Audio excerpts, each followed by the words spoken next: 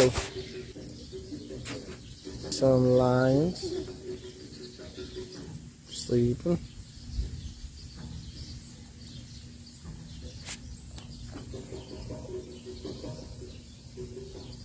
I think it's always sleeping. Alright, that's it.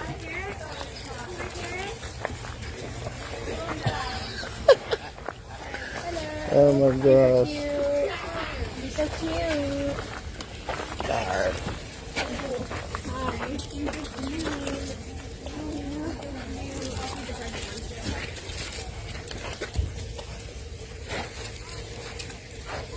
Are you doing something?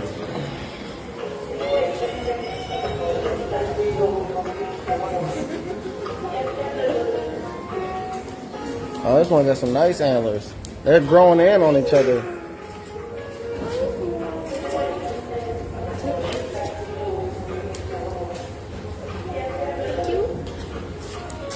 Be careful.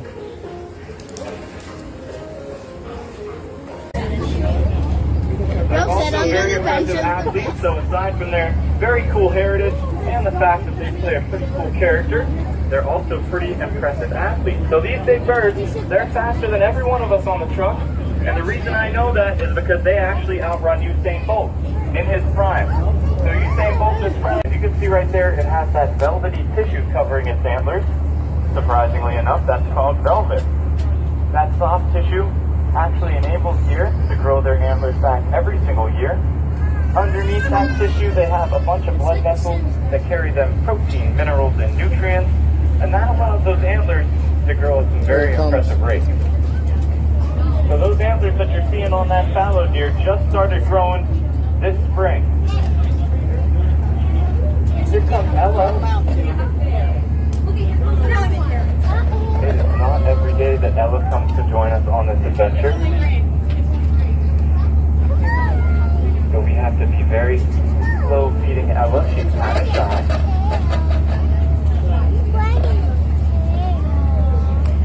Now about 2 hours away, we have elk that look just like this. So if anyone's been to Elk County or Bennett's, we have some elk out there, and they're the same. They are from the Rocky Mountains. They're not native here per se, but we actually did have our own native species called the Keystone elk. Now that lasted all the way up until the colonialization of the East Coast. Up until then, those elk roamed free, but around that time, they were hunted and we unfortunately lost those elk. So for quite some time we didn't have any elk, but luckily enough in 1915 we went over to Yellowstone. We bought 170 of these big elk, and we bought them for $30 a piece actually. We took by train across the whole country and dropped them off in Pennsylvania, and nowadays they are doing amazing. They're looking very majestic on the horizon line. No two zebras are actually going to have the same stripe pattern. So all of those zebras, they have a completely unique pattern. That's just like your fingerprint. Zebras are actually going to be black with black and white stripes.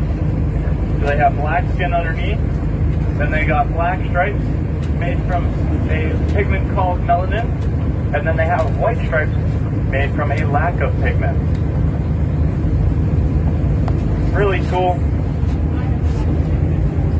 And we'll get up there to see them a little closer, and I'll introduce you to our new whole life.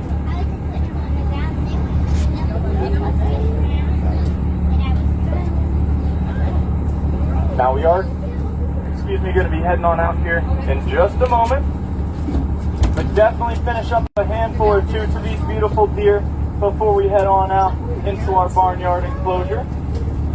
It looks like we're all kind of set, so we're going to head on out.